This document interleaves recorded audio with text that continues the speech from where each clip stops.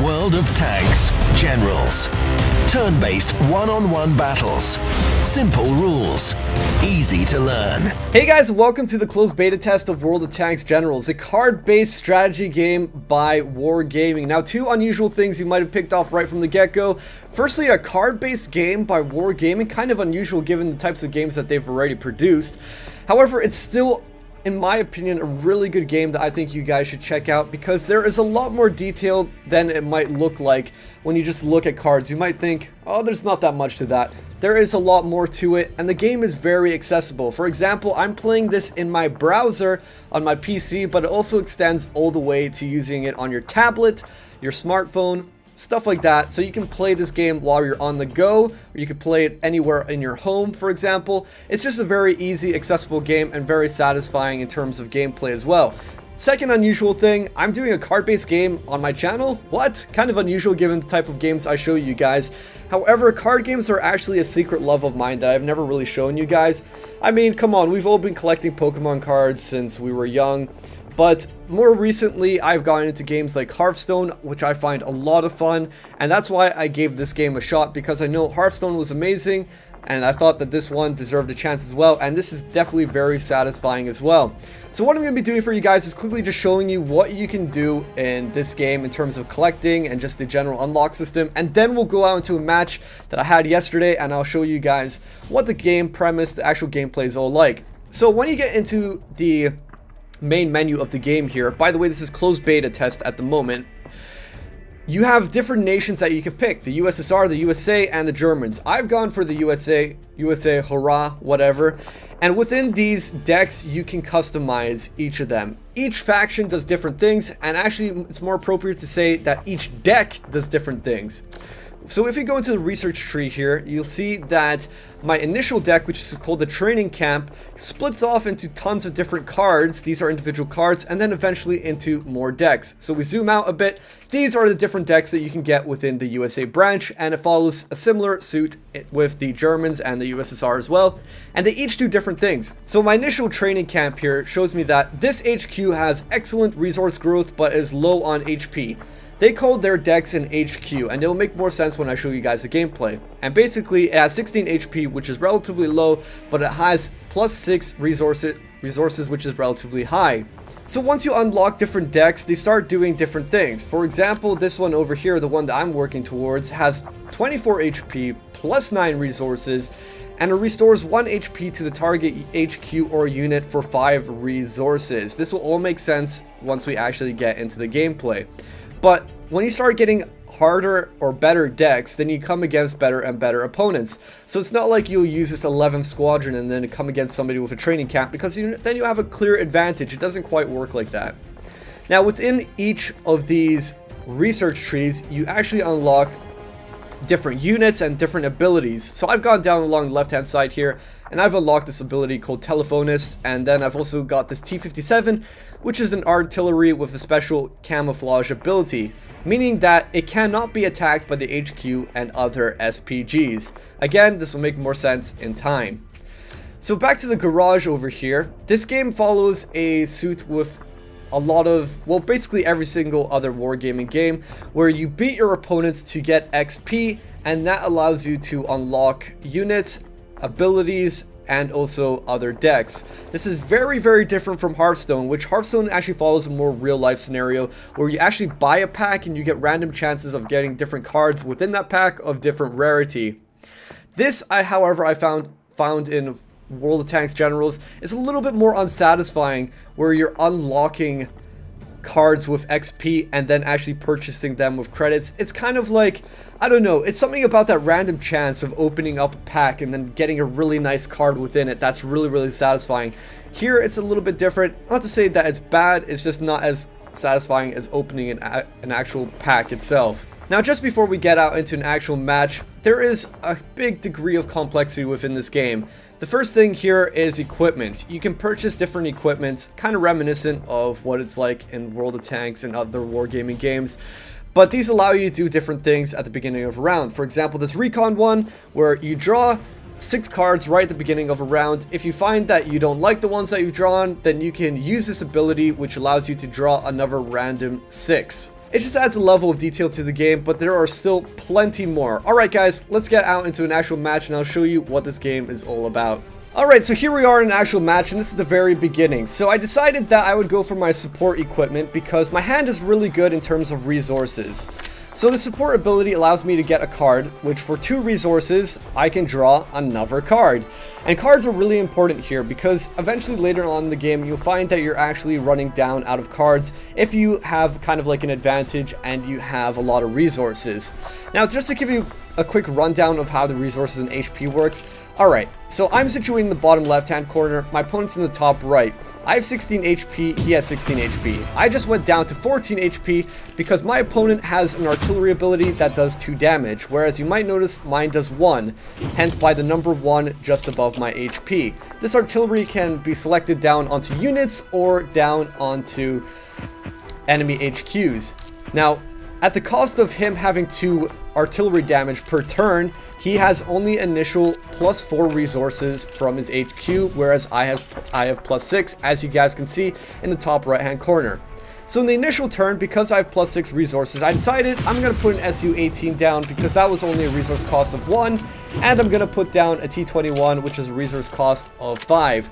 These are SPGs, these are medium tanks, and they move in different ways. I don't want to give you guys all the details about it because it really is kind of complex, but okay. The T-21, because it's a medium tank, every turn it can move a square or a tile either to the left, to the right, up or down, adjacent tile, or even diagonally, no problem. Heavy tanks can only move up or down, left or right every turn. They cannot move diagonally. SPGs can do that absolutely fine. Light tanks can actually move to the left or right, up or down, into adjacent tiles twice, or they can move diagonally once. So there is kind of like a rule set here that you have to kind of abide by. Now, my T-21 has +1 resources on it. So in this turn, I actually have 7 resources to work with, whereas my enemy has 6 now because with his initial HQ having +4 and he has 2 units with +1 each, that gives him a grand total of 6. So I'm kind of thinking, what is the best thing to do at the moment? And I decide that to be by moving my T-21 into the diagonal space down over here. I also have another SU-18, which is an SPG. They have very, very low health, but whenever I have revealed an enemy unit, and by revealed or spotting, in order to actually target an enemy unit, I have to have one of my units in an adjacent square next to them. If I'm not in an adjacent square, then I can't use my artillery or abilities or whatever to hit that unit. But because my T-21 was beside that little vehicle, that unit, the enemy one, that allowed me to focus down my abilities and also my artillery to finish him off. And I can still spot this T6 over here because of that T-21 being in a diagonal square. And that really was the best square to go into, because if I went into the adjacent one, just left to the T6, then that means that the next turn, the Lake Tractor, the T6, and everything could attack my T-21 if they wished to, because I'm in a square right next to them. That means they don't even have to move. They can spot my T-21, they can just attack it right there and then. So by being in this square down here, it just gives me a bit more leverage to take away some fire from the enemy. I also decided by the end of my turn that I would put down my A7V, which is a heavy vehicle. Now, unfortunately, I left my SPGs a little bit open here. So the Lake Tractor and T6, because they can move once to the left or right, or up or down adjacent square, they were able to take out my SPGs because they were kind of left vulnerable. There was a gap between my A7V and my T-21 where the T6 could just poke in out. The Lake Tractor could move in. There's a gap, so my artillery was taken out, and that's kind of an unfortunate loss. It's kind of a cheap loss. There's only one resource, but those artilleries are really useful because they don't take any direct fire, and every time you attack an enemy unit, you have an exchange of fire between the two. So if the T6, for example, attacked my A7V, then my A7V would do 2 damage to him, and the T6 would do 2 damage to my A7V. Now at the moment, I have +8 resources per turn. I have +6 from my training camp and +1 from each of my units on the battlefield. I decided for this turn the best card to go for was going to be the Gunner's SF, which not only for 4 resources allows me to get +1 resource per turn, so effectively taking up to +9 in total, but also doubles my HQ firepower. So now I'm doing 2 damage. Combine that with the Vermocht, which is also another ability that does 2 damage just in that turn with that card, and also combined with my A7V, I took out the enemy T6. That means that the next turn, the enemy is going to have -1 resource because the T6 had a +1 on it. Now, I attacked with my A7V. It's a heavy tank, and this is a special circumstance where heavy tanks cannot attack back on the next turn if they have attacked on your turn. So, because I attacked the T6 on this turn, then if the Lake Tractor, for example, wants to attack my A7V, then I can't counterattack. It's one of the rules set forth in the game with heavy vehicles. Now, I didn't decide to attack the T21 with my T21, because if I did, put it like this. Because each unit counterattacks, then my T21 would have taken 3 HP of damage, taking him down to 2, and then the enemy's HQ could have fired down on my T21 and finished him off, leaving the enemy T21 a move where he can attack my A7V. So there begins a level of complexity within the game where you're kind of trying to decide, is it best to attack on my turn or should I wait it out? Because not every turn you have available to you to attack the enemy is going to be the right decision. Sometimes you have to wait out, or the next turn the enemy might use an ability or their HQ to kill off one of your units, and that leaves you worse because you're gonna have less resources on the next turn. Now at the moment I look like I'm in a very bad position because the enemy has, firstly, more vehicles. He just called down a brand new heavy tank down, so it has full HP. And the enemy has a better HQ with, well, more artillery damage. And also, my HQ is down to 8 health, so he could literally keep on going face on me. He could keep on using his HQ artillery to hit my HQ, and within 4 turns, if you're doing your calculations right, I would be dead. Because 2 damage every turn, yeah, I would be dead. So I had to turn this around quick. I decided to put down my T35-1, which is another heavy tank, 9 HP, 3 damage, also +1 resource. However, the thing is, it cost quite a lot. It cost 6 resources in total to put down. So I decided to attack the nearby T21 with my T35. I can take the 3 damage. So I attack him, take him down to 2, and with my A7V, I finish him off. Because I believe enemy vehicles can only counterattack once in a turn. So if my T35 attacks first, then that's him dead, then my A7V attacks. Because if my A7V attacked first, then my A7V would have died in the counterattack. It's not a good idea to do something like that. And to finish off my move, I have 1 resource left, and luckily I have a card that costs 1 resource. That's another artillery. It's the SU-18, does 1 damage across the map as long as the unit is revealed in an adjacent square, and so that allows me to put down 1 damage on the A7V. So notice again, I did not attack the A7V because I just didn't want to lose HP on that T21. So he puts down a T2 light tank, and light tanks, when they're put down, they have a special rule where they can actually move on that same turn of being put down. So he got put down into an adjacent square right next to his HQ, which again is another rule. You have to put him down in either one of the adjacent squares next to your HQ, and so he did. He attacked my A7V, finished it off. That takes me down to 9 resources, and I'm thinking exactly what I should do at this point. And actually it's quite easy to figure out what to do. Rather than using my T21 or T35-1 to attack the T1 and taking damage themselves, I use my training camp and also my artillery to hit the enemy without taking any damage myself. And so I decided to move my T21 into an adjacent square right next to the enemy HQ. That allows me to attack the enemy HQ with a T21 because I'm in an adjacent square. But also, I hog up that square for the enemy.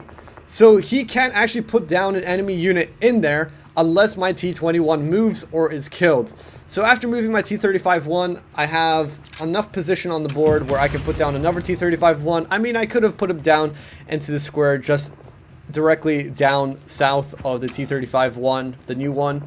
But I decided to put it right next to the other T35-1. Now, I'm not attacking the A7V because he can counter-attack me, and that's not something I want to happen. I want his A7V to hit me first, and that next turn, he can't counterattack because that's one of those rules that I told you about with the heavy tanks. That's what I'm trying to aim for. And again, it comes down into the strategy of this game.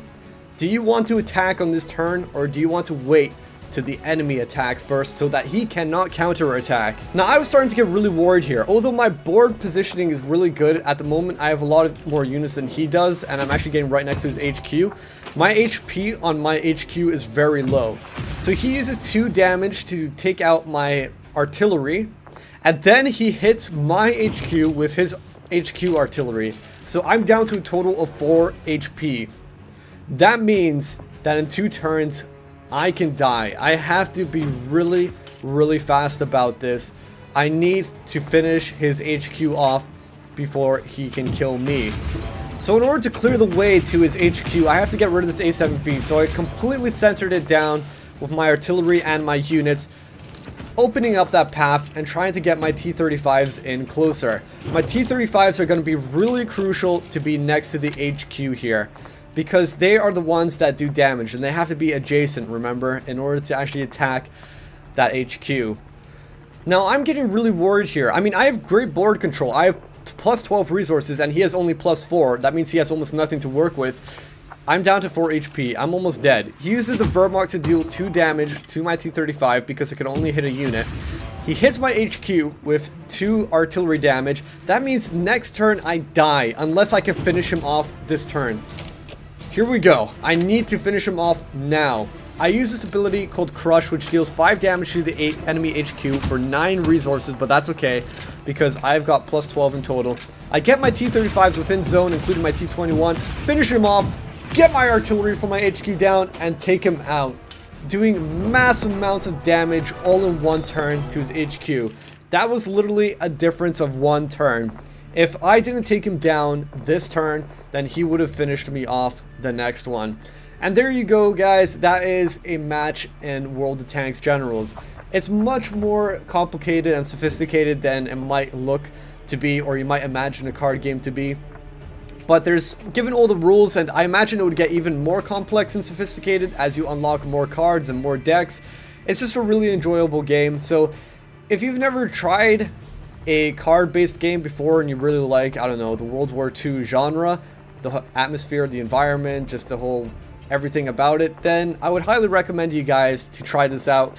If you've never played a card-based game before and you want to give this a shot, what I would recommend for you guys to do is first just learn the basics, as in do the normal tutorial, and give the game 3 chances. Alright? Play 3 games. If you don't like it within 3 games, if you're not understanding it within 3 games, then forget about it. Okay, go to another game, leave it. But if just give it 3 games, and I'm sure a lot of you within 3 games will really start to like this game. Anyway, guys, I hope you enjoyed this, and until the next video, this is Krebs, and I'll catch you guys next time. Here we go, here we go, here we go, here we go. Now we blasting off into the ozone. The way we kick it in the dojo is local for show, though we paving the road that's opposed to the